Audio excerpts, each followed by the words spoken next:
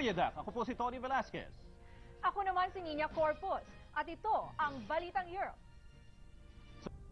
Agosto 14 nang salubungin ng kinatawan ng konsulado si Marie Chris Agno para maging kauna-unahang Pilipinong magiging trainee sa Bangko Bistum Essen, ang pinakamalaking bangko ng simbahang Katolika sa Essen. Isa po ako sa nakasama ng grupo ni Consul Heydrich nang bumisita sila sa Pilipinas noong April para sa opisyal na pagbisita ni Honorary Consul. At nang panahon pong iyon, nalaman ko na nagkakandak po pala sila ng on-the-job training through Bank im Bistum sa Germany. So nakita ko po yung magandang pagkakataon na yon para sa akin na sa posibilidad na mapabilang sa isa sa mga trainees nila doon po sa Germany. Tubong Lipa City si Agno at nagtapos na cum laude sa kursong accountancy sa La Consolacion College sa Manila.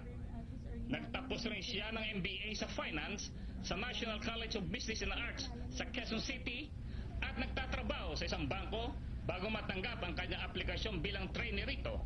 Since sa bangko din naman po ako nagtatrabaho dito sa Pilipinas, inaasahan ko po na sa magiging training ko doon po sa Bank im Bistum sa Germany, mas mapaglalalim pa po ang kaalaman ko sa iba't ibang departamento sa bangko on an international level. Buong pagmamalaki naman ang konsulado sa pagdating ni Agno na nagmungkahi sa bangko na kumuha ng Pinoy na OJT sa Pilipinas. Bilang CEO ng bangko, kung pwedeng umpisahan sa Pilipinas. Sa katunayan, ngayong araw na ito ay sinundo ko sa paliparan ng Dusseldorf ang kauna-unahang Pilipino na nabigyan ng pagkakataon na mag-OJT sa bangko ng Bistum Essen.